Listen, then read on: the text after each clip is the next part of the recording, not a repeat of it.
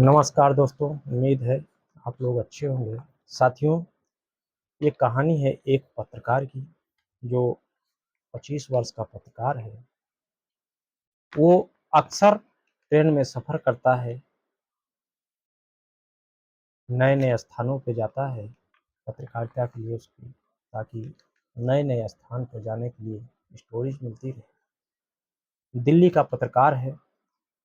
ऐसे ही एक दिन का वाक़या होता है, ट्रेन से अक्सर उसका यात्रा होता रहता है। मुंबई के लिए ट्रेन पकड़ता है। ट्रेन के स्लीपर कोच में बैठता है। पत्रकार का नाम रोहन है। रोहन जैसे ही स्लीपर कोच में बैठता है, उसी स्लीपर कोच में एक उसके सामने वाली सीट में खूबसूरत सी लड़की, जिसकी उम्र 22 साल के आसपास रही होगी, उसको रोहन देखकर मंत्रमुग्ध हो जाता है। बार बार उसकी नज़रें उस लड़की की तरफ जाती हैं। काफ़ी सुंदर सुशील लड़की समझ में उसको आती है।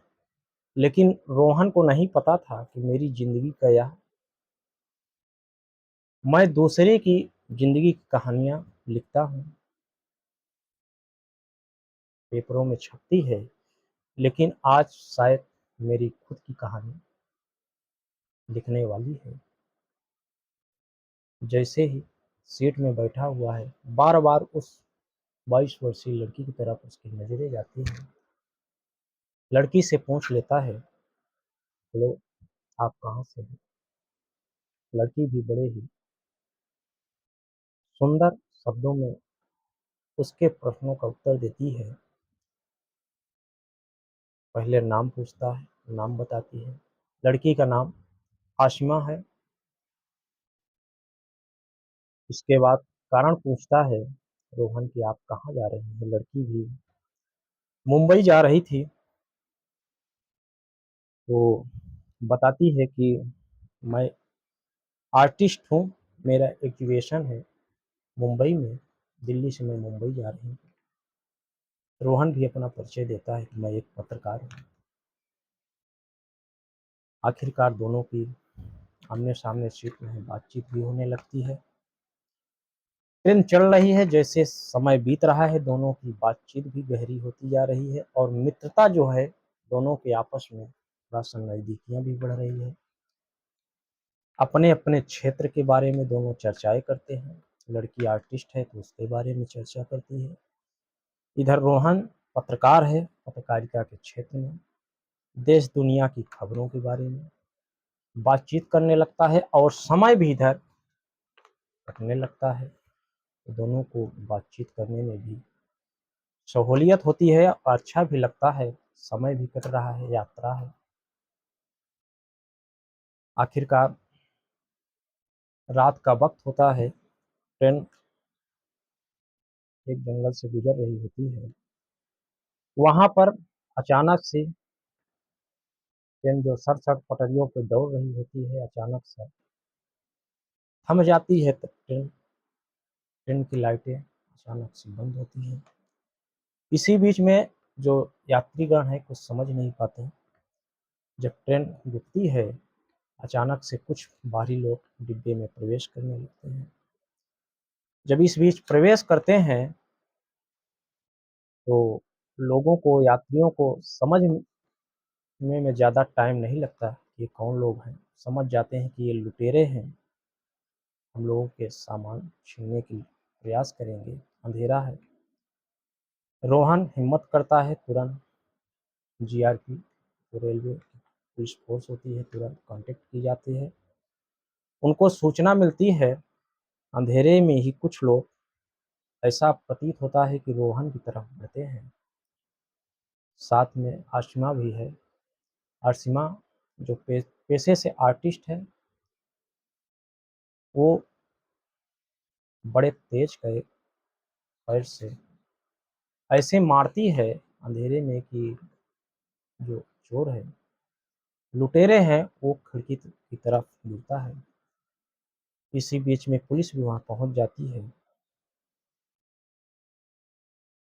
जब पुलिस पहुँचती है तो उन लोगों को पकड़ लिया जाता है। इधर पुनः से ट्रेन चालू कराई जाती है और ट्रेन सरपट अपने पटरियों पे दौड़ने लगती है। तो रोहन जो है आसिमा से कहता है, तुम कराटा भी सीखी हो क्या? तुम तो आर्टिस्ट के साथ-साथ एक कराटेबाज भी हो। आसिमा भी उसकी तारीफ़ करता है कि तुम एक अच्छे दोस्त हो। तुम्ही ने तुरंत पुलिस को सूचित किया और मौके पर सभी यात्री जन की सुरक्षा हो सकी। दोस्तों, यात्राएँ चल रही है। दोनों को बातचीत आपस में करना अच्छा भी लगने लगता है। समय वह भी आता है कि वो मुंबई पहुँच जाते हैं। रोहन अपनी खबरों में चला जाता है न्यूज़ के लिए, और अस्मा जो है उसका जहाँ एग्जीबिशन होता है वहाँ पहुँचती है।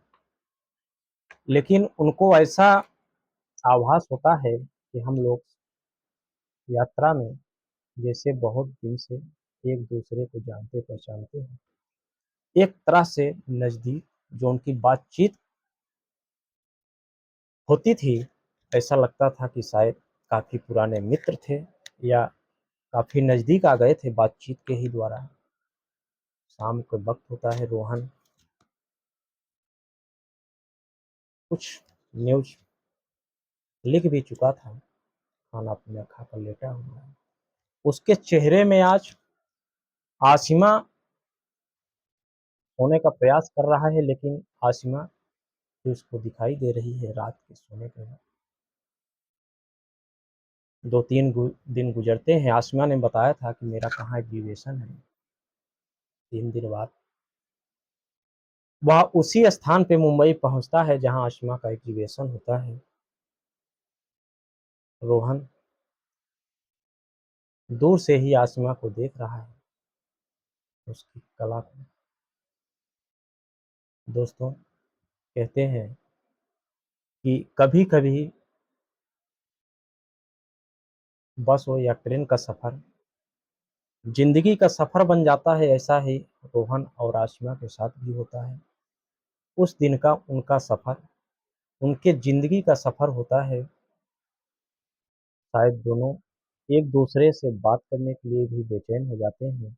वहाँ आसिमा रोहन से मिलती है और फिर उनकी मुलाकात ज़िंदगी की कहें सबसे बड़ी मुलाकात हो जाती है और दोनों एक अच्छे मित्र हो जाते हैं। मित्र के साथ-साथ फिर दोनों एक शादी के जो परिणय सूत्र होते हैं उसने में बंधकर अपने-अपनी क्षेत्र में अपने-अपने कलाओं का प्रदर्शन करते हैं और एक सुखमय प्यार भरी ज़िंदगी की शुरुआत करते हैं। ये थी दोस्तों रोहन और आशिमा की कहानी, जो ट्रेन से शुरू होती है और ज़िंदगी को एक अच्छा हमसफ़र मिल जाता है और दोनों खुशी-खुशी प्रेम से अपने ज़िंदगी की शुरुआत करते हैं। दोस्तों, कहानी आपको कैसी लगी ज़रूर बताइए। साथियों, नमस्कार।